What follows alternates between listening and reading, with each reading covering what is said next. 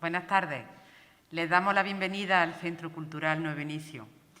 Con motivo de la festividad de San Juan de Ávila, el pasado lunes 10 de mayo, Viajes San Cecilio tiene el gusto de ofrecer, a través del Centro Cultural Nuevo Inicio, esta charla especial para rendirle homenaje. Hoy vamos a rememorar la trascendental aportación de Juan de Ávila a la historia de la Iglesia y a la Reforma Católica de Trento, desde una perspectiva nueva, su estrecha vinculación a la ciudad de Granada. Viajes San Cecilio, agencia de viajes de la Archidiócesis, coorganiza este ciclo de conferencias, así como una ruta guiada. Ambas son actividades enmarcadas dentro del producto que vemos en pantalla, Ruta de la Granada Cristiana. Pues hoy tengo el gusto de presentarle a María del Mar Jiménez Martínez. Ella es licenciada en Historia, con especialidad en Arte por la Universidad de Barcelona. Tiene un máster en profesorado por la Universidad de Granada y es guía turístico oficial de la Junta de Andalucía. Nacida en Barcelona, ama y vive en Granada desde hace 14 años. A raíz de un encargo historiográfico de la Orden Hospitalaria de San Juan de Dios desde Barcelona, comenzó a profundizar en la figura emblemática del emblemático santo con el objeto de descubrir el ser humano que había detrás del santo, siempre enmarcado en su contexto histórico. Su especialización le ha llevado a dar charlas histórico-biográficas y formación de espiritualidad juandediana dirigida a los trabajadores de la Orden en la provincia de San Rafael. A través del estudio, un personaje le fue llevando a otro y así fue descubriendo y se fue acercando y enamorando, me atrevo a decir, a la espiritualidad, a la humanidad, a la personalidad de otros santos y personajes que han dejado huella en la historia de la ciudad. San Juan de la Cruz, San Juan de Ávila, Juan Latino, etc. Y nada más, sin más demora, pues le dejamos la palabra y escuchamos con sumo placer a María del Mar. Y muchas gracias a ustedes por acompañarnos. Muchas gracias, Loli. Gracias y buenas tardes. Lo pongo bien ahí. Bueno, pues hoy nos toca hablar de San Juan de Ávila con un tema muy concreto, que es su relación con el Concilio de Trento. Pero antes de eso vamos a repasar este proyecto, este producto, como dice Loli, Rutas de la Granada Cristiana. Un poco es diversificar y abrir nuevas puertas, abrir nuevas propuestas para profundizar y conocer a personajes tan magníficos como San Juan de Dios. Hay 2 rutas de San Juan de Dios, las hicimos en octubre del año pasado. La ruta de San Juan de Ávila, que va vinculada a esta charla y que la vamos a realizar este sábado, día 15 de mayo, a las 11 de la mañana. Salimos de la Plaza de Santo Domingo y todo el que esté interesado pues puede inscribirse o llamar en este Centro Cultural Nuevo Inicio o en Viajes San Cecilio, sin problema. Ruta de San Juan de Ávila. Después tenemos la ruta de Isabel la Católica. Rutas, porque son 4 rutas. ¿Puedo quitarme? Muchas gracias. ¡Uy, qué bien! ¡Qué alivio! Gracias. Gracias, sí. Y yo también, así me podéis escuchar mejor también por los labios. Ruta de Isabel la Católica. 4 rutas para descubrir a la reina, a la madre, el alma, la esposa, en todas las dimensiones. Después tenemos la ruta de San Juan de la Cruz. En diciembre hicimos la charla de San Juan de la Cruz, recordemos la fe, pero no pudimos hacer la ruta porque estábamos en confinamiento. Entonces proponemos esta ruta de San Juan de la Cruz para el 4 de junio, que es viernes, a las 6 de la tarde, desde el Carmen de los Mártires. Ya os iremos dando también más información. Ruta de Juan Latino, otro personaje sorprendente. La ruta de las iglesias del Albaicín, también las tenemos ahí en cartera. Y la ruta de la Inquisición, que hemos estrenado en mayo también. Bueno, pues todo este panorama abre, imaginaros cuántos temas interesantísimos para conocer aquella Granada cristiana. Hoy nos vamos a San Juan de Ávila, un santo muy importante, de una dimensión, digamos, está muy vinculado al clero secular, a los sacerdotes, y tiene su fuerza en Córdoba, en Montilla. Pero hoy lo vamos a descubrir con la fuerza que tiene este santo en Granada, en la ciudad de Granada. Vinculado a este memorial primero al Concilio de Trento, que fue este memorial primero que va a escribir Juan de Ávila en 1550 para llevarlo al Concilio de Trento. Vamos a profundizar en esta historia, es el eje de nuestra charla de hoy. Bueno, aquí tenemos este retrato de San Juan de Ávila, al menos es el que se utiliza, es del taller del Greco y fue pintado en 1580. 11 años después de su muerte, por lo tanto, no sabemos si se hizo con algún boceto que habría, porque esto está pintado posteriormente. Pero este es el cuadro oficial, digamos, de San Juan de Ávila. Juan de Ávila nace en Almodóvar del Campo en el año 1499 o 1500. Los expertos dan esos 2 años, el 6 de enero. Y muere en Montilla, Córdoba, en 1569. Él es patrón, como sabéis, del clero secular y doctor de la Iglesia desde el año 2012. Fue un sacerdote convencido, un extraordinario predicador, increíble. Fue gran maestro, guía espiritual, confesor, asceta, místico. En fin, lo tiene todo. Fue el hombre más consultado de España, aquella España, en el siglo XVI.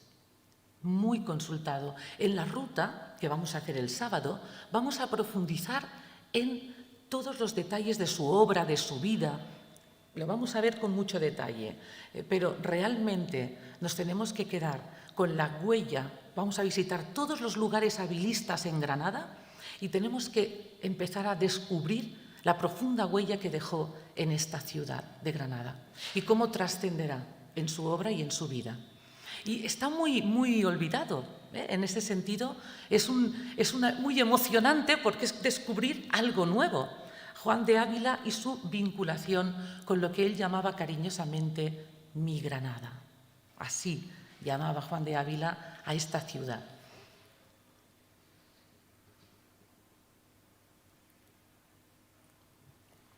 Desde aquí me gustaría reivindicar, Granada le debe al menos un monumento, una calle, algo. Cuando vayamos descubriendo al personaje, veréis qué argumentos más potentes tenemos para reivindicar esto. Huellas tan profundas para Granada como la solemnidad con la que se hace la procesión del Corpus Christi, fiesta mayor en Granada, el mimo que él pone ya desde principios del siglo XVI en esa solemnidad y ese respeto al Santísimo Sacramento. ¿Hace ruidillo esto? ¿Qué tengo que hacer? Nada, perdonad. Después tenemos otra huella importantísima de Juan de Ávila, es la construcción del Hospital Renacentista de San Juan de Dios. A él le debemos la construcción de ese hospital tan querido por todos los granadinos. También tenemos una relación muy bonita de amistad con Fray Luis de Granada, este dominico del Realejo, que al final fue su biógrafo. Y, cómo no, que va a ser el eje de nuestra charla, la estrecha amistad que va a tener con el arzobispo de Granada, Pedro Guerrero. Esto lo vamos a descubrir en esta charla. Así es que fijaros si hay motivos suficientes y más que vamos a descubrir en la ruta para darle ese protagonismo y esa luz en la ciudad de Granada a Juan de Ávila. Tenemos aquí este retrato de Pedro Guerrero. Es el octavo arzobispo de Granada. Pedro Guerrero nace en el año 1501 en Leza del río Leza, en La Rioja, y muere en Granada, también en 1576 creo que fue. Sacerdote y teólogo, como Juan de Ávila, se van a conocer en Alcalá de Henares. Se van a conocer siendo muy jovencitos, con 20 años, en la Complutense. Esa universidad cisneriana que funda el cardenal Cisneros en 1499, con ese nuevo espíritu del Renacimiento, del humanismo cristiano, espíritu bíblico, con la Biblia políglota, como sabéis, Entonces, vamos a ver a estos dos jóvenes, Pedro Guerrero y Juan de Ávila, cómo se conocen en la Universidad Complutense, van a forjar una bonita amistad, van a estar estudiando juntos durante unos años en esta universidad. Pedro Guerrero después ya terminará sus estudios en la Universidad de Salamanca. Allí él obtendrá el título de doctor en teología. Maestro se decía entonces, maestro en teología es el equivalente a doctor en teología. Y en una universidad de Salamanca que también estaba renovándose a tope. Recordemos a Francisco de Vitoria, con esa nueva teología, la nueva escolástica, y Domingo de Soto. Esos eran los profesores de Pedro Guerrero. O sea que están bebiendo, son jóvenes sacerdotes que están bebiendo de las fuentes del humanismo cristiano.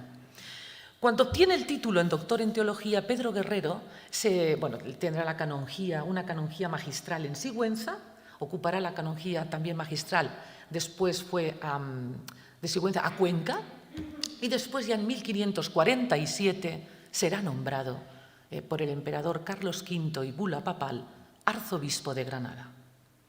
Y aquí es importante detenernos. ¿Cómo llegó a ser Pedro Guerrero arzobispo de Granada? Pues mirad, el arzobispo anterior, Fernando Niño, que es Niño y Zapata, no hay que confundirlo con Niño de Guevara, arzobispo de Sevilla, inquisidor general. Niño y Zapata. Estuvo poquito como arzobispo aquí, Fernando Niño, 4 años. Pues lo trasladan a Sigüenza, ser obispo de Sigüenza, y queda vacante la plaza en Granada. El emperador Carlos V se lo va a proponer a Juan de Ávila. Él hubiera sido nuestro arzobispo en aquel tiempo, pero declinó ese ofrecimiento en favor de su amigo Pedro Guerrero. Y así es como llegó. Claro, Pedro Guerrero, avalado por su profesor Domingo de Soto, confesor del emperador Carlos V, imaginaros todo cómo va a ser finalmente elegido y nombrado arzobispo de Granada. Fue Juan de Ávila quien declina en favor de su amigo. Juan de Ávila también va a alcanzar el título de doctor en teología, pero no en la Universidad de Salamanca, sino en la Universidad de Granada, aquí, donde estamos nosotros. Pues a lo mejor estará su aula, quién sabe, ¿no? Aquí sacó una universidad, fijaros, él obtiene el título en 1539 y la universidad se funda en 1532. Así es que recién fundada esta universidad imperial por Carlos V, él fue uno de los pioneros, los primeros universitarios de aquí de la Universidad de Granada. En un tiempo donde el arzobispo que estaba aquí era el anterior a Fernando Niño, Gaspar de Ávalos. Gaspar de Ávalos, sexto arzobispo de Granada, un hombre también discípulo de Talavera, de Fray Hernando de Talavera, le va a ofrecer, cuando obtiene el título de doctor, la canonjía magistral de Granada. Pero Juan de Ávila también la declinará, no la querrá. Y es que vamos a descubrir a un Juan de Ávila, como he dicho antes, un sacerdote convencido de que su misión tenía que estar en las bases, no en las esferas de poder.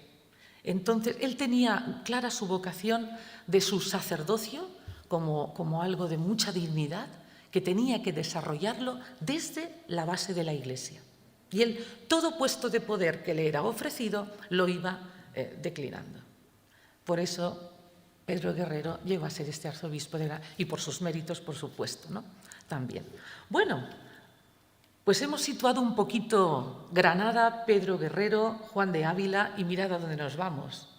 Dice, ¿y este quién es? Ya sabemos todos quién es, ¿eh?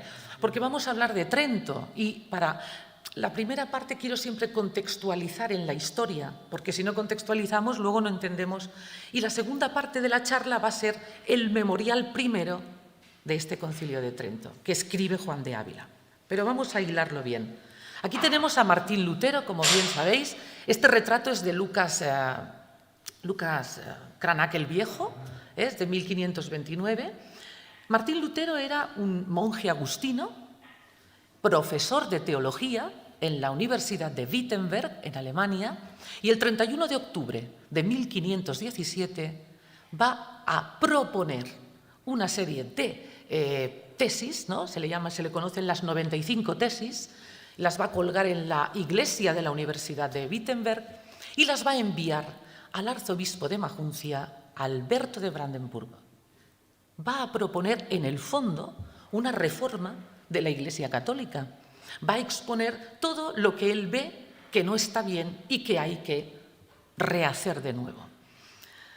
Esto va a generar conflicto, porque no va a generar ruptura dentro de la cristiandad.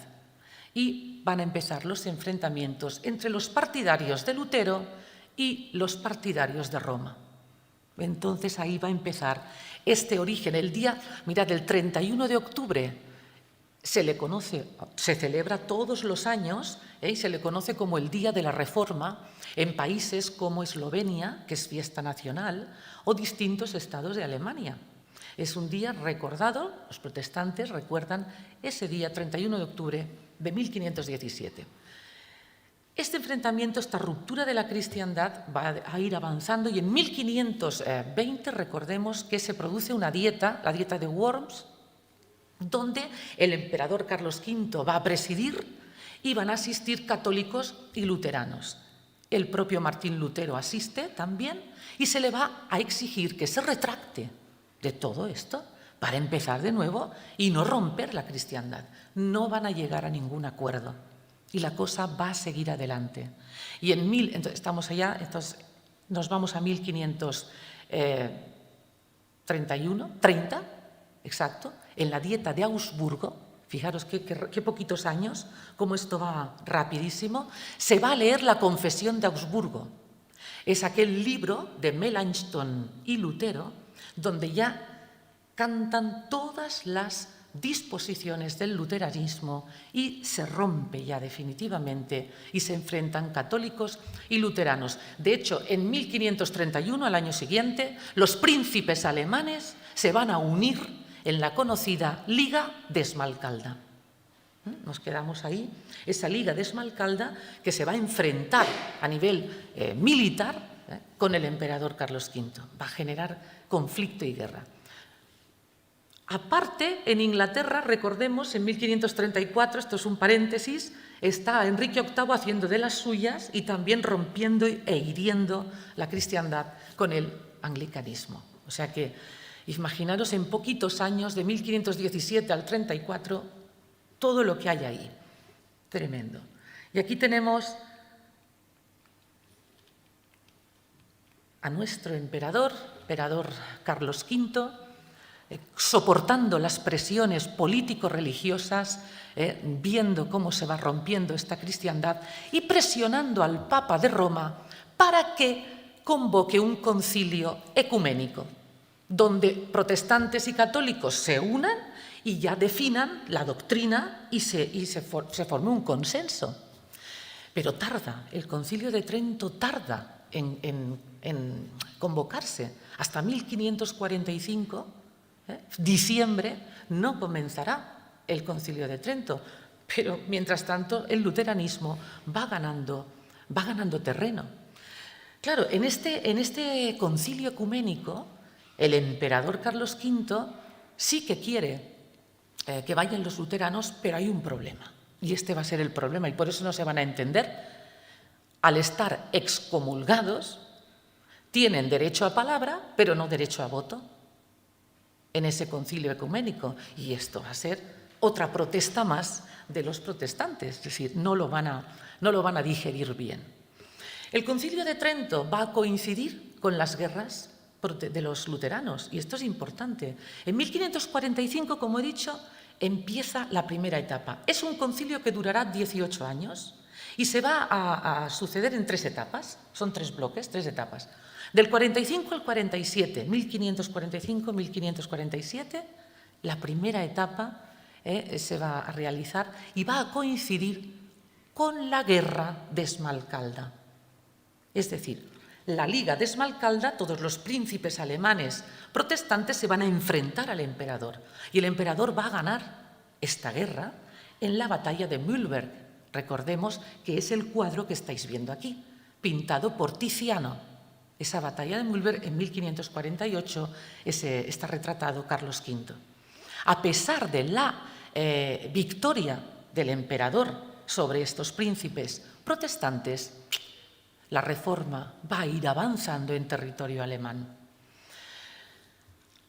La segunda etapa del concilio será 1551-52.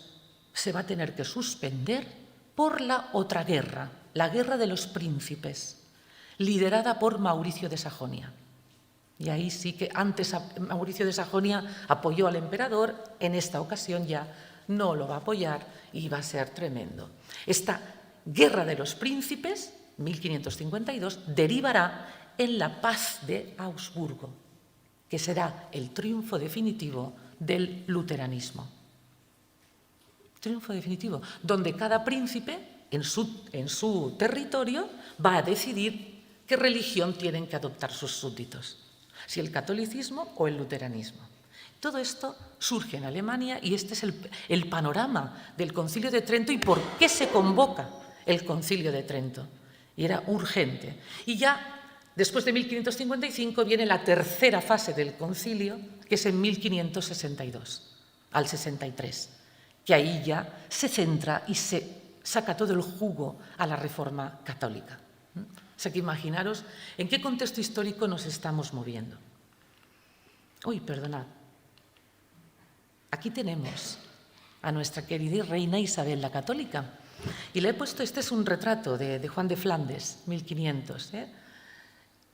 Tenemos a Isabel la Católica para recordar que en todos estos aires de protesta, desde 1517, que empieza Lutero, hasta 1563, que se cierra el Concilio de Trento, antes de todo eso, 70 años antes, en España ya se estaba haciendo reforma de la Iglesia, reforma católica.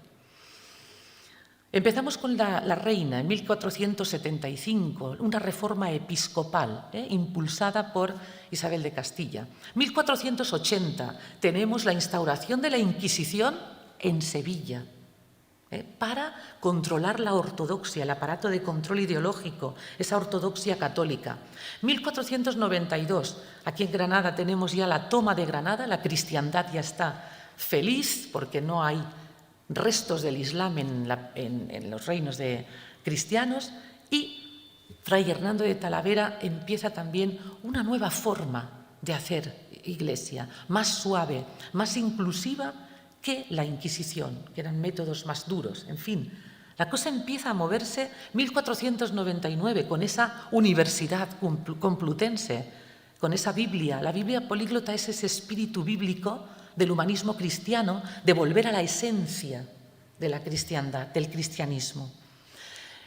Las universidades se mueven, la de Salamanca ya lo hemos visto en 1526 con Francisco de Vitoria. Empieza todo a reformarse, a reestructurarse a nivel intelectual.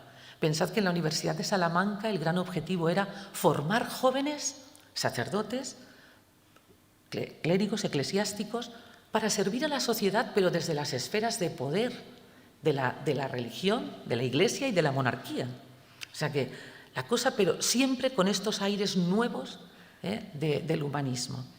Después tenemos 1534, la fundación de la Compañía de Jesús, aires nuevos, aires frescos.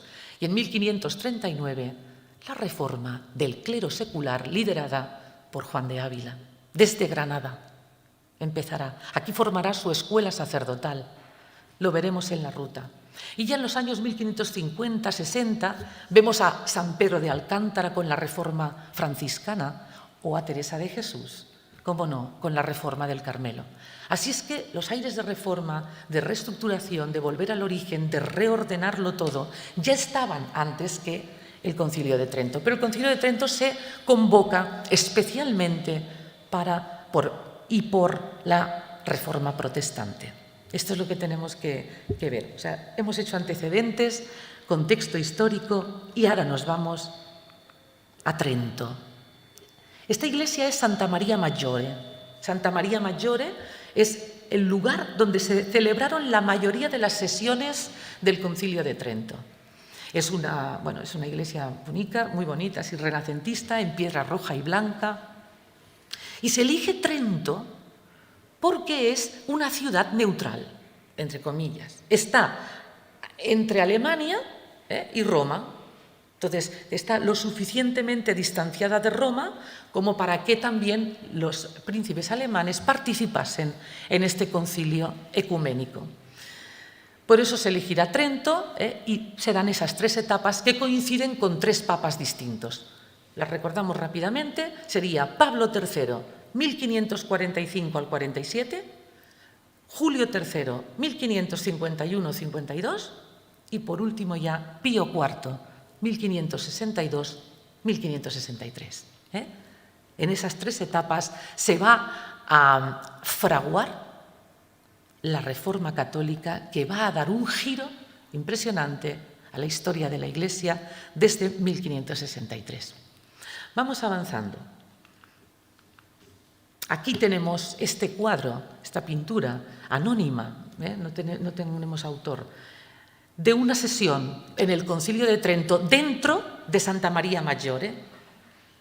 Vemos aquí muchísimas personas, ilustres cardenales, ahí los vemos muy bien estructurados. Se va a centrar fundamentalmente, una vez reconocida que la Reforma protestante es una herejía, en el Concilio de Trento se van a centrar como eje principal en la salvación de las almas. Este tema, que hoy está presente solo en la vida individual de cada persona que tiene fe, ¿no? Pero en el siglo XVI la salvación del alma era tema de actualidad candente en todas las esferas de la sociedad, pública y privada. Era el sentido de vivir. Estábamos aquí, nuestra misión era salvar el alma. Es decir, según como tú te portes aquí, tendrás vida eterna o no, te salvas tu alma o no. Y ese fue el tema central. Y eso va a recuperar una dimensión fundamental en la Iglesia que se había perdido, y es la dimensión pastoral. La dimensión pastoral, muy importante. Fijaros, desde el Papa hasta el último sacerdote humilde del último pueblo, tienen que tener claro que son médicos para las almas, son pastores para sus almas, y que tienen que regenerarse y que tienen que estructurar una serie de doctrinas, ¿no?, y dogmas para conseguir que el pueblo cristiano vaya bien orientado. Y este es el eje fundamental. Se van a hablar de doctrina, pues como esto, la Sagrada Escritura, la tradición, muy importante, los sacramentos, el celibato, defendiendo todo lo que los luteranos en el fondo querían crear de nuevo, ¿no?, por decirlo de alguna manera. Se va a hablar de temas de mucha importancia, como por ejemplo también pues, crear catecismos, fundar seminarios, el culto a los santos y a la Virgen María, que va a revolucionar el arte barroco, va a impulsar la proliferación de obras de arte, y se van sobre todo a dejar claros los dogmas más potentes, y es la presencia real de Cristo en la Eucaristía, ahí no hay duda ninguna, frente a los luteranos, ¿no? Y otra, la justificación no solo por tu fe, sino también por tus obras. Es importante las obras que haces en esta vida. Si son buenas obras, para hacer obras buenas y salvar tu alma, necesitas la gracia. Y la gracia solo puede ser recibida a través de los sacramentos. Y estos son los temas que van a trabajar tantos y tantos expertos que se van a reunir y que también van a participar los protestantes, pero no se van a entender.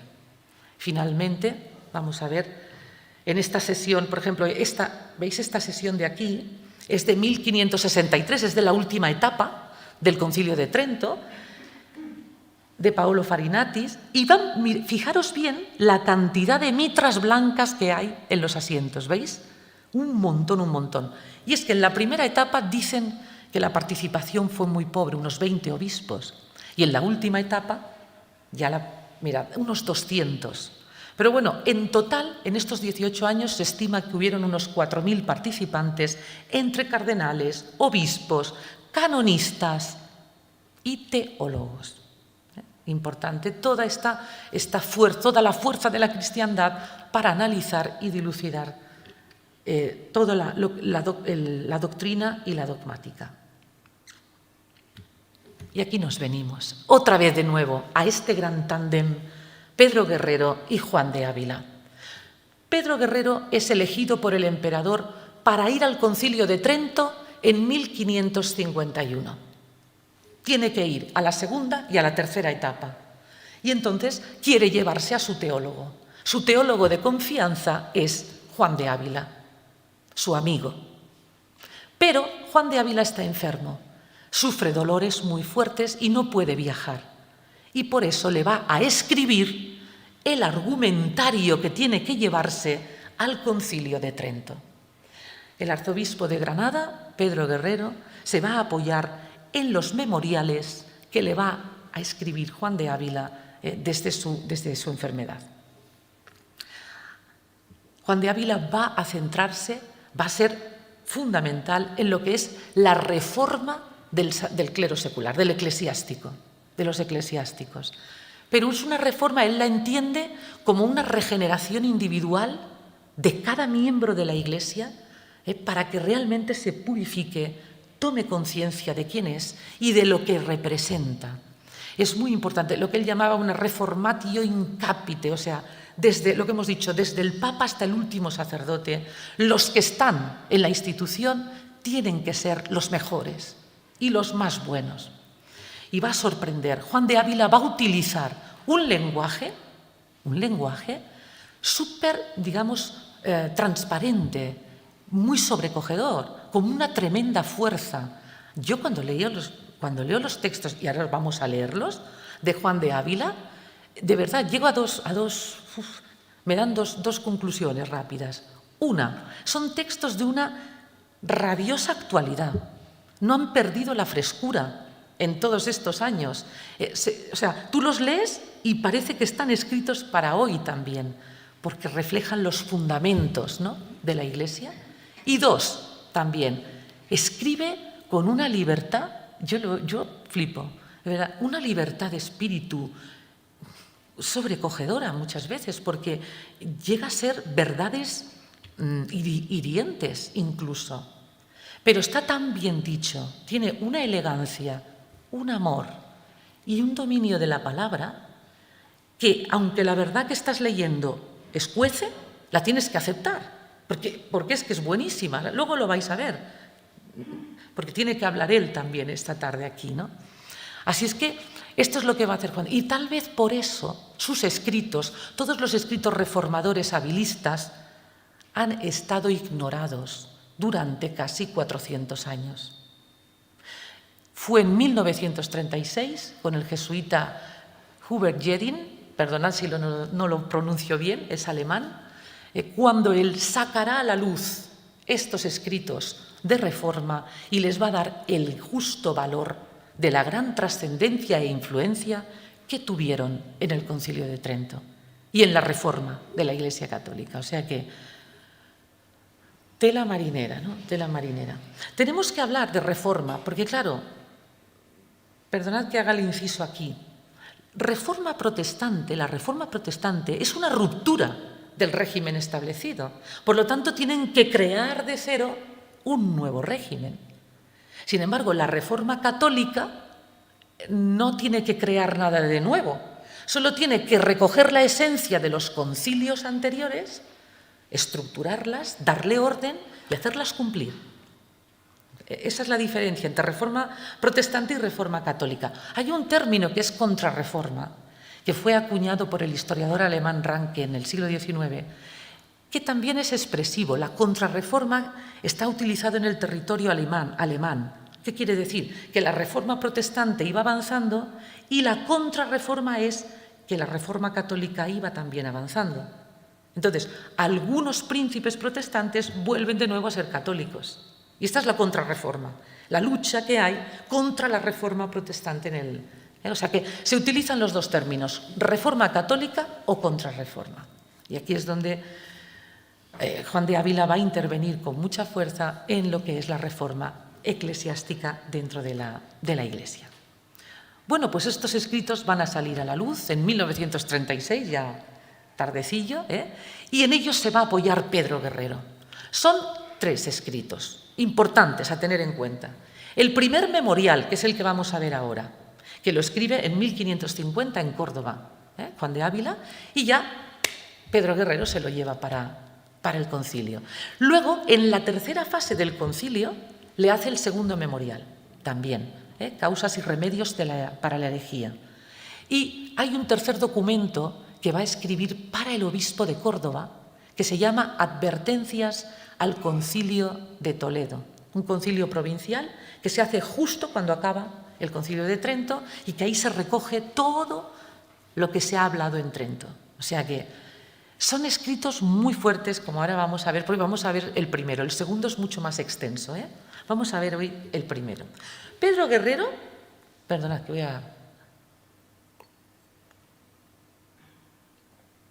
Sale de Granada en marzo de 1551, va por tierra, viaja por tierra hasta Navarra, cruza la frontera y puede constatar cómo en Francia están los hugonotes, estos protestantes calvinistas, haciendo de las suyas, destrozando templos, imágenes. Puede constatar esta realidad de tensión fuerte de los protestantes en Francia. Llegará a Trento en mayo, 2 meses de viaje. Y nada más llegar ya, lo meten en la sesión 13, a trabajar. Desde mayo hasta enero de 1552 se está trabajando y en 1552, en enero, aparecerán un grupo de protestantes para intentar llegar a algún acuerdo. Pero no hubo manera, que fue cuando se tiene que suspender en abril el concilio por la guerra de Mauricio de Sajonia, la guerra de los príncipes. Por lo tanto, Pedro Guerrero va a esperar unos meses en Italia a ver si se reanuda el concilio, pero no se reanuda porque la guerra sigue, ¿no? Las tensiones están ahí, y decide ya volver a Granada en noviembre de 1552, pero por mar. Va a coger el barco en Génova hasta el puerto de Alicante y de Alicante ya por tierra hasta Granada. Llegó el 20 de enero de 1553, que son otros tiempos, ¿no? Pero hoy ya ves tú, en un momento. Así es que esta es el viaje de Pedro Guerrero la segunda etapa, y se lleva consigo ese primer memorial que tiene una introducción tela marinera. Dice así Juan de Ávila, todo esto ya es Juan de Ávila. Para reformar se suelen hacer leyes y mandar que se guarden so graves penas. Mas como no haya fundamento de virtud, buscarán el modo de quebrantarlas. Ya, esto ya empieza hablando con mucha claridad. Así hay mucha maldad con muchas y muy buenas leyes. El castigo no ayuda a amar lo que manda la ley. Solo es posible con la educación. Y esto es la gran aportación de Juan de Ávila.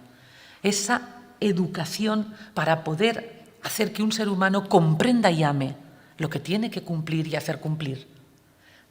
Pero no basta con hacer buenas leyes, como dice él. No sirven para nada. Si no hay virtud dentro, si no hay ganas, si no se comprenden, no sirven, se quebrantarán. Y suelta.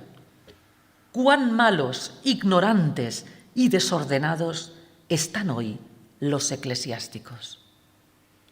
No tiene pelos en la lengua.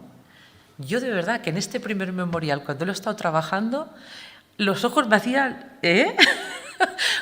¿Con qué claridad habla? ¿Qué incisivo? ¿Y qué directo es? ¿Y qué actual es? Vamos a avanzar. Vamos bien. La reforma del Estado... Así se titula el primer memorial. La reforma del Estado eclesiástico. Y dice él, vale, en la primera etapa del concilio, 1547, vamos a extraer las 3 ideas principales que nos manda la Iglesia. Nos dice... bueno, y luego él lanzará sus propuestas. Nos dice que haya en las iglesias lección de Santa Escritura. Lección quiere decir que se lean la Santa Escritura. Y claro, dice él, aunque pagando hubiese quien la lea, no hay oyentes. ¿Qué estamos haciendo? Si se les obliga, buscan 1000 pretextos de justificación y no van. Y si van, ¿qué provecho sacarán? Ninguno, porque ni escuchan, ni retienen, ni saborean la palabra de Dios, porque están en otro negocio. Esta era la Iglesia del siglo XVI, ¿no? Y por eso había en los tiempos de revuelta, pero no tiene pelos en la lengua. ¿Ahí a qué va? Nos dice el concilio, predicar el Evangelio a los parroquianos. Y dice él, sí, eso está muy bien, pero la mayoría de los que tienen que predicar no lo entienden, el Evangelio, por lo que no lo pueden explicar. Y los pocos que lo entienden harán daño por el tipo de vida que llevan. De modo que los parroquianos dejan de ir a la iglesia por no escuchar a personas de quien tan mal concepto se tiene. Y añade, por una gota de agua se conoce el sabor de toda el agua del mar. Fijaros qué crítica, ¿eh? Es fuerte, ¿eh? Dice, sí, está muy bien todo lo que digamos, pero es que no estamos preparados para hacer esto todavía. Y 3, crear nuevas leyes, dice el concilio, y hacerlas cumplir. Y dice, sí, pero de nada sirven, otra vez, igual que en la introducción, si ni siquiera ha servido la mismísima ley de Dios. No basta con mandar, sed buenos y si no os castigaré. Dice, eso es cosa fácil y se hace sin amor. Pero procurar remediar las debilidades de los sacerdotes y hacerlos fuertes, como hacen los padres con sus hijos, es una tarea ardua y requiere mucho amor, dinero y esfuerzo personal. Así se cumplirán las leyes por amor y no por la fuerza. Este es el nudo gordiano de nuestra reforma.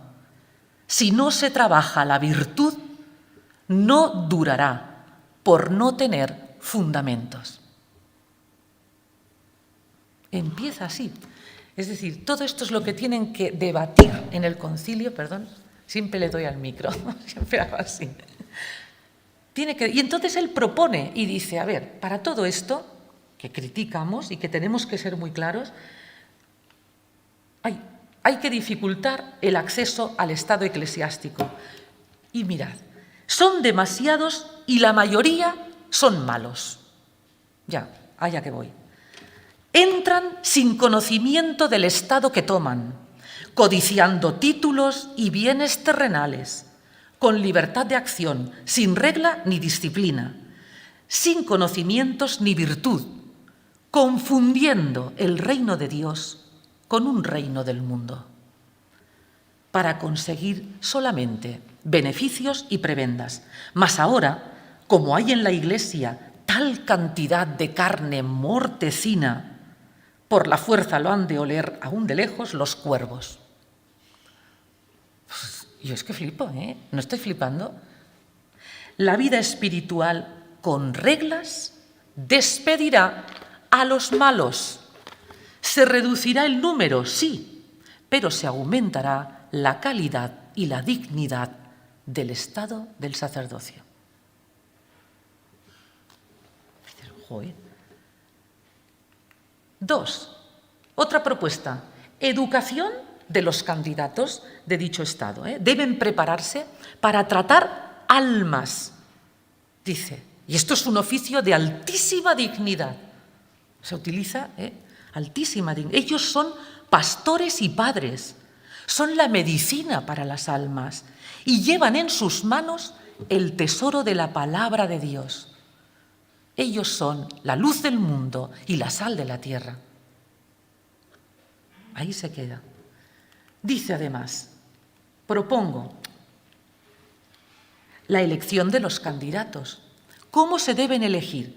Dice, para evitar que pase lo que está ocurriendo y que entren fácilmente y por una puerta falsa, todos los que buscan este estado como remedio para comer y vivir bien y tener cargos de poder, la única razón tiene que ser Dios y la puerta, la obediencia.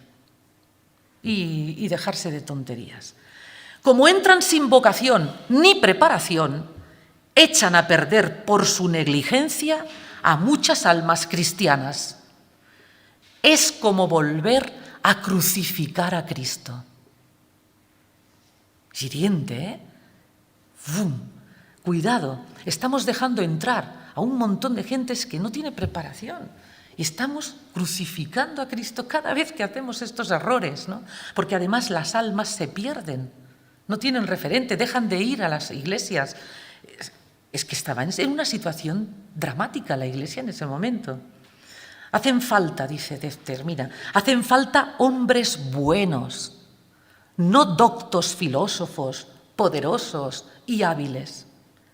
No debemos dejarnos engañar por la pompa de un gran currículum, dice, sin ver antes las virtudes y valores y expulsar sin pudor a todo el que sea indigno. Un poco, veis que es también actual, o sea, es como que no pierde la frescura, es un hombre como muy contundente y tiene un tremendo pragmatismo, es muy inteligente, pero con un pragmatismo rápido y contundente, ¿no? Va a sanar, él quiere sanar y reformar.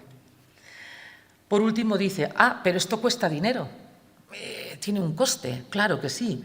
Pues muy bien, eliminemos los cargos inútiles, pues esto es sencillo. Dice, como fuente de financiación para la educación, dice, hay canónigos que ni predican, ni leen, ni confiesan, y apenas dicen misa. Cobran por el cargo y algunos son tan desvergonzados que solo piensan en vivir como los del mundo, sin castidad, con ricos ropajes y propiedades, con criados y caballos.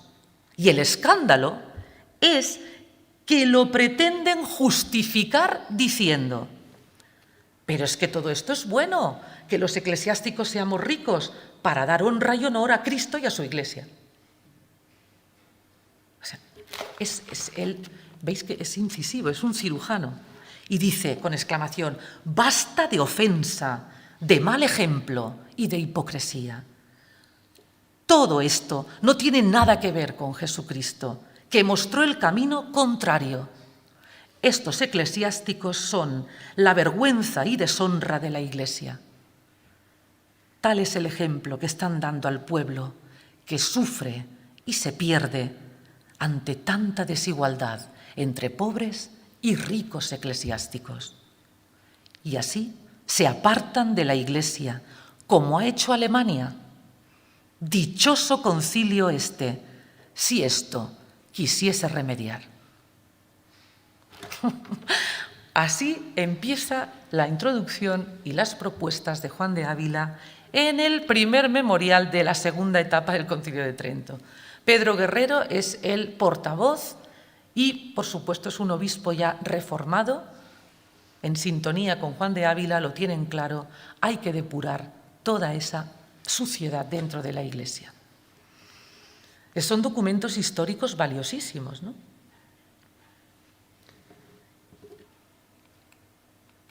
Educación. No se cansa, todo girará por eso se fundarán seminarios, colegios, es la creación de seminarios y de colegios. Educación, súper importante, hay que criar buenos médicos de las almas, como dice él, ¿no? Desde pequeños, guiarlos, alimentarlos, tienen que ser los mejores, dice. En cada obispado que haya un colegio, un seminario, controlado por el obispo, que además que aprendan bondad y después letras, todo, pero primero virtud, antes que pese más la virtud que las letras. Vencer la ignorancia, que en aquel tiempo el analfabetismo empieza, es la época de ese renacimiento, las primeras escuelas, donde empiezan los niños a ir a las parroquias, a aprender pues hay que aprovechar a esos niños y niñas y darles la formación de bondad, como dice él. Y por último, marca dentro del Estado eclesiástico que hay que especializarse. Necesitamos curas que sean confesores, digan misa y confiesen, y hay un tipo de sacerdote que hay que trabajar muy bien, que son los predicadores. Porque según lo que se dice desde el púlpito, hace más daño que otra cosa. Entonces, esa es la educación. Ha de girar en torno a estas propuestas. Todo esto es lo que se habla en Trento, todo esto es lo que se aporta. Rápidamente, bueno, vamos bien de tiempo, ¿no? Hemos empezado menos... Sí, una horita, ¿no? ¿Sería? Hemos empezado. Nos queda nada, apenas 15 minutos. Hace 4 bloques, yo lo he distribuido en 4 bloques. Hace una serie de advertencias rápidas. Son 32, pero veréis que vamos muy rápidos. Dice, para ser obispo hace falta un mínimo requisito de formación. No puedes entrar y ser obispo sin una formación, sin unos valores, sin un conocimiento. Esto es importante. Organizar los grandes obispados con mucho cuidado. No puede ser que pequeños obispados como Écija o Jerez de la Frontera sean absorbidos por el de Sevilla, se forme un macro obispado, no hay control, se pierde. No, tiene que haber un mimo del obispo hacia cada uno de sus curas. Los curas parroquiales no pueden estar solitarios. Hoy con el móvil lo tenemos fácil el control, pero en aquel tiempo no puede ir un cura de pueblo, estar ahí aislado en su mundo, en su reino de taifa. Tiene que estar sujeto a su obispo. Ese obispo tiene que controlar y examinar, ¿no? ¿A quién confiesa? Como dice él, tiene que saber sus ovejas qué hierba se les da y quién las apacienta. Cuidadico. Los parroquianos tienen que estar controlados, esos confesores. No cobrar por confesar, pone ahí, por favor, dice, cobrar degrada tan alto sacramento y se convierte en un negocio denigrante, pues confiesan deprisa para cobrar más al final del día. O sea, quiten los obispos esta deshonra de la Iglesia. Ahí está. Los confesionarios tienen que ser muy respetuosos con el penitente. Entonces él dice, poned una rejilla, lo que estamos viendo hoy, poned una rejilla que el penitente no se sienta cohibido por el confesor y que el sacerdote pueda ser visto desde fuera, para que tampoco se vea ahí una cosa rara, ¿no? O sea, él define cómo tiene que ser el confesionario, dónde, cómo, y todo esto al final se va a aplicar. No confesarse los clérigos unos a otros, en plan colega. Yo te confieso, tú me confiesas, te perdono y me perdonas, y se ve que era así. Y dice, y mucho menos pagar bulas para elegir confesor, ¿no? O sea, yo pago para que me confiese este cardenal, que al final es mi tito, y ya está, ¿no? O sea, cuidado, la que es un sacramento valiosísimo y que no se puede hacer negocios con el sacramento. Controlar los clérigos de corona. Esos son los jóvenes que les hacen la primera tonsura, aquí, que empiezan a prepararse para la vida. Claro, estos entran, y muchos entraban, como dice él, para tener vida regalada y además seguridad si cometen delitos. Porque claro, estar bajo la jurisdicción eclesiástica les desvinculaba de la civil. Y entonces dicen, cuidado, estos jóvenes... No le hagamos la tonsura tan rápidamente y tan fácilmente a los jóvenes, ¿no? Hay que tener cuidado. Y aquí un tema muy peliagudo, tratado por la Inquisición. Los confesores solicitantes eran abundantes. Dice, estos confesores son perjudiciales lobos que tanto daño hacen, pidiendo favores sexuales antes, durante o después de la confesión, quedando el penitente indefenso, en silencio, sufriendo.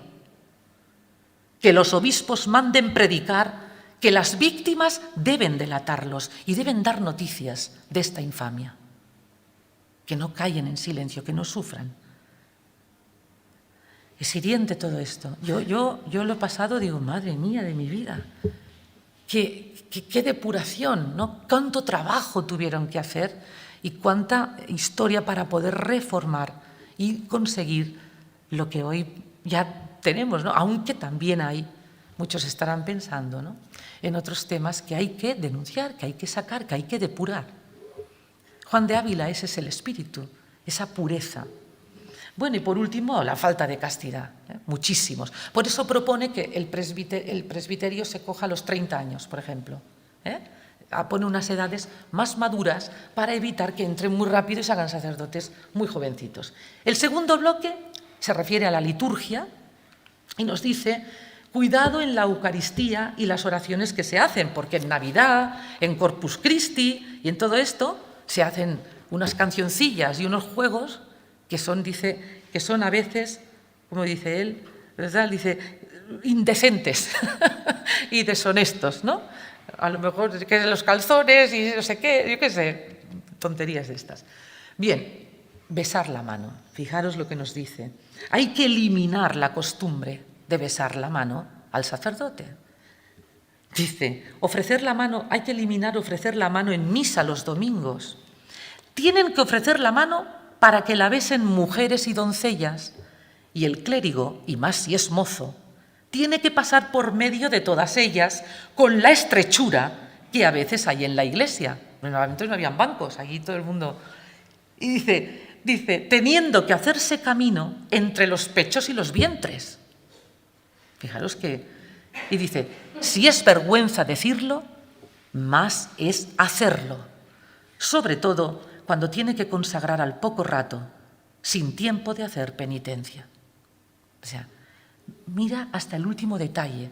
Por eso decimos esta inteligencia pragmática de Juan de Ávila y depurando todo hasta el mínimo detalle. Dice que además la comunión es sagrada. Es un momento íntimo de diálogo con Dios. No puede ser que se aproveche el momento de la comunión para ir leyendo las excomuniones, los interdictos, los comunicados. Hay que hacer ese espacio, ese silencio, mínimamente, ese respeto. Honrar el Santísimo Sacramento, que es que se hacía la misa así a lo tontún. Y bajo palio, cuando se mueva. Fijaros, dice, un altar bien ataviado, esa solemnidad. Esto viene de aquí, de Juan de Ávila, con sus velas, sus cálices dignos, sus frontales. Dice, mucha limpieza, mimo en hacer las hostias. Y el Santísimo Sacramento, cuando se lleva a los enfermos y sale a la calle, o en la procesión del Corpus Christi, tiene que ir bajo palio. 4 clérigos, y no legos, dice, sosteniendo el palio, y otro incensando. Y añade, y se señale algún estipendio para hacer esto, porque de otra manera no durará. Pues no saben los clérigos abrir la boca ni mudar el pie sin dineros. Ostras, es una pasada, ¿no? Pero ahí vamos a hacerlo. Bueno, y si hay que hacer un estipendio, pero que se haga bien hecho. Sí, haga bien hecho. Controlar los libros, cuidado con lo que leen los eclesiásticos, tanto en latín como en lengua vulgar. Leer la Sagrada Escritura, sí, pero desde el amor, desde la comprensión, no eximiendo, yo pago y no voy a escuchar, o pago y no voy a leer, o tal. No, dice, cuidado, vamos a hacerlo desde el amor y desde la comprensión. El tercer bloque, la burocracia. Nos habla de bulas de composición. Muchos eclesiásticos pagaban dinero para apropiarse de los bienes de gente que, por ejemplo, no vuelve de la guerra o gente que tal. Podían enriquecer su patrimonio personal comprando estas bulas para componer el patrimonio con patrimonio de otro que no tenía dueño, digamos, porque había ya muerto o lo que sea. O sea, podían hacer este tipo de trapicheos, eliminarlos. Cuidado con las audiencias seculares, los oidores. Sabéis que la Real Chancillería de Granada, el presidente al principio era un eclesiástico. Entonces dice, no puede ser, porque les impide dedicarse en cuerpo y alma a su oficio. Y están todo el día entre lo civil y lo eclesiástico, y no puede ser. dice, que hayan 2 jueces apostólicos en cada reino. Dejemos de estar molestando a Roma por una tontería cada 2 por 3 a Roma, que se bloquea, se satura. No puede ser que hayan jueces apostólicos en cada reino y que sean muy estrictos y rigurosos. Y no vayamos a lloriquear a mamá Roma siempre que hay un pequeño conflicto, ¿no? Vamos a ser serios, decía. Testamentos entre eclesiásticos. Dice, hay que eliminarlos porque nacen de la raíz de la codicia. Un obispo heredando los bienes de sus clérigos o el papa los de sus obispos evitan que puedan repartirse entre los familiares, que muchas veces están más necesitados.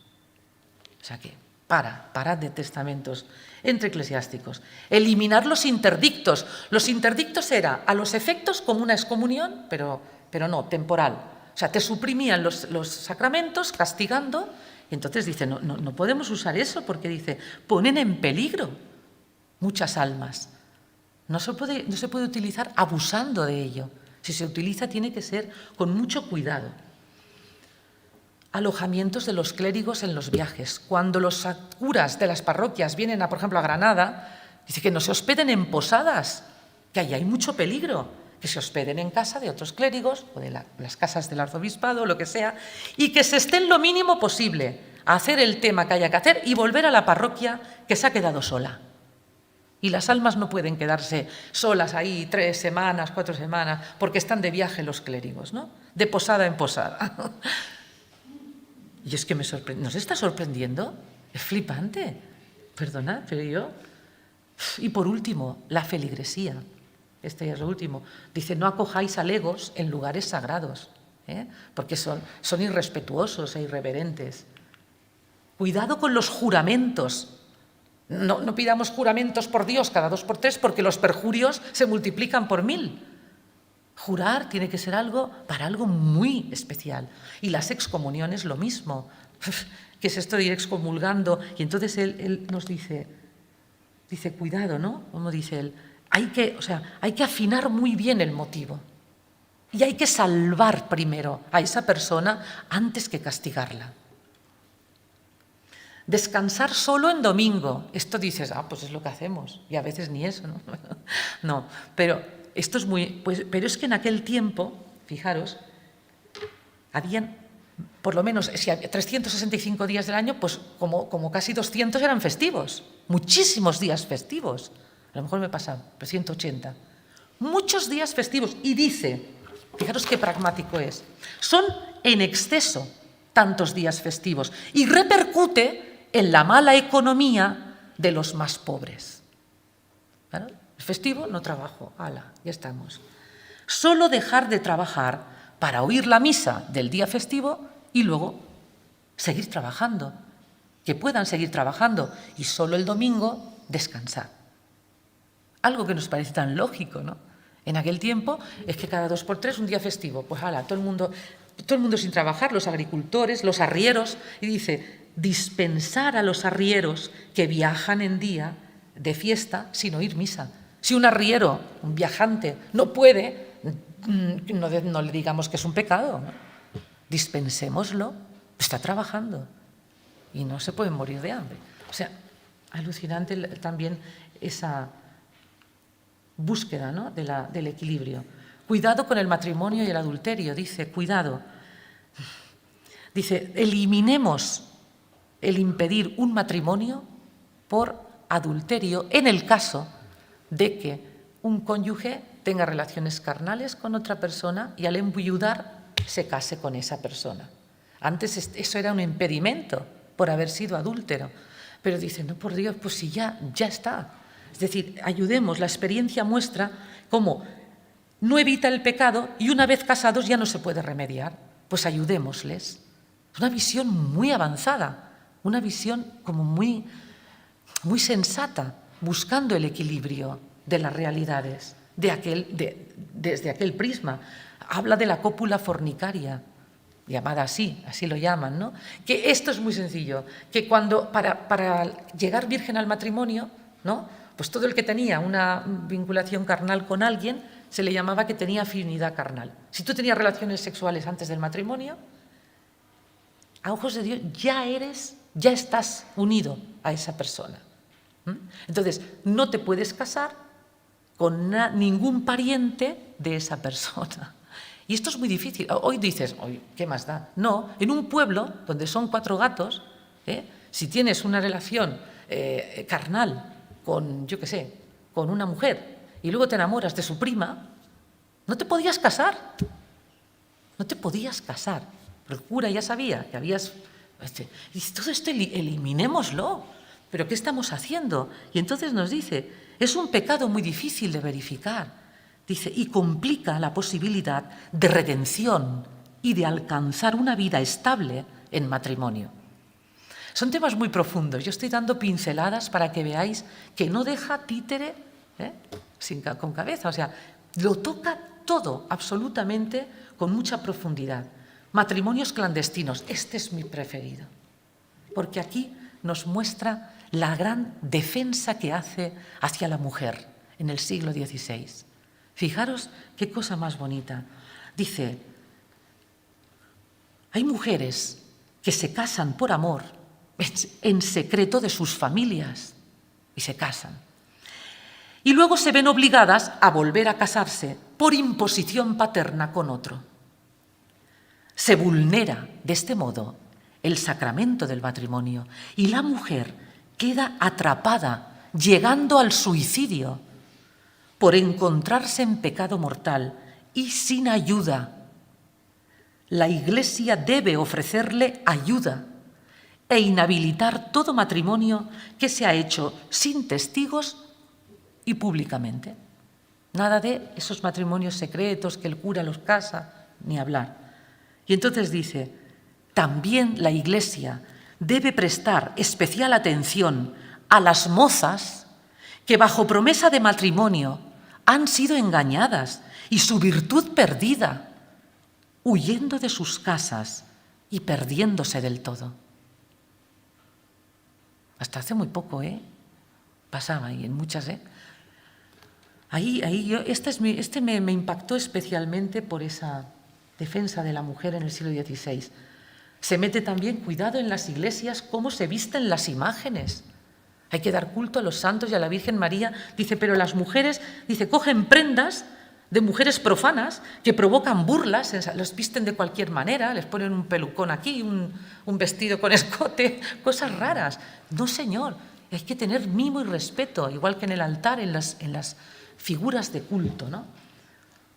Las fábricas era un impuesto para, digamos, poner bonitos los edificios de las iglesias. Dice, pues no, dejaros de poner ya bonitos, dice, los edificios que ya están curiosos, ya están bonitos, y dadlo a limosnas para la necesidad asistencial. Todo ese dinero, no dediquemos tanto a los edificios, sino a las personas. Y ya está, y también se meten las cofradías, Las cofradías, que no solo eran devocionales, sabéis que eran también compromiso de asistencia hospitalaria y sociosanitaria, eran gente... Entonces, ¿qué pasaba? Que cada cofradía montaba un hospitalillo, la cofradía de tal, otro hospitalillo, y él dice, no, vamos a ver, todos los hospitalillos de un lugar, unámoslo en uno solo, grande, ¿no? Y haced asistencia hospitalaria de una manera contundente. Y por eso, aquí en Granada tenemos al gran hospitalario San Juan de Dios, bien guiado y aconsejado por San Juan de Ávila. Por eso tenemos ese gran hospital de San Juan de Dios en la calle San Juan de Dios, que fue el hospital más grande de Granada, más que el Hospital Real, y el más importante. Es todo orientado por los de San Juan de Ávila. Bueno, hemos hecho todo un repaso por el memorial primero. Ya sois, digamos, expertos y sois teólogos ya. Hemos participado en un concilio de Trento y en todo lo que Pedro Guerrero llevaba en el argumentario de este concilio de Trento. Nos hace ver la gran necesidad que había de aquella reforma y de los buenos frutos que después se sacó. Terminamos con un aplauso, no para mí, a Pedro Guerrero. En las actas del Concilio de Trento, cuando termina el concilio, aplauden a Pedro Guerrero. Y Pedro Guerrero, levantándose y en voz alta y públicamente, reconoce que todo lo aportado y trabajado es del padre y maestro Juan de Ávila. Entonces, ese aplauso va para Pedro Guerrero y para Juan de Ávila. De hecho, en las actas, mirad lo que está escrito, que le decían: hable Messier de Granada o sus papeles. Sus papeles eran San Juan de Ávila. O sea que su presencia ahí estuvo, un tándem magnífico, sacando a la luz todo lo que había que depurar, con mucho dolor y tristeza, porque eso es sufrimiento. Pensad que Juan de Ávila, todo lo que escribía o predicaba, lo acompañaba de una profunda fe y una oración diaria de hasta 2 horas, desde el alma, con sufrimiento, pero con conexión constante. O sea que todo lo que escribe, todo lo que hace, está a la luz de la fe y de la oración. En fin, espero que os haya gustado la trascendencia. Gracias. Gracias. No era fácil, no son temas fáciles. Pero bueno, en la ruta, si os animáis, descubriremos cosas muy fascinantes ya de Juan de Ávila en Granada y toda la huella que él fue dejando. Pues nada, muchísimas gracias. Y ahora sí a tomar la cervecilla. Gracias.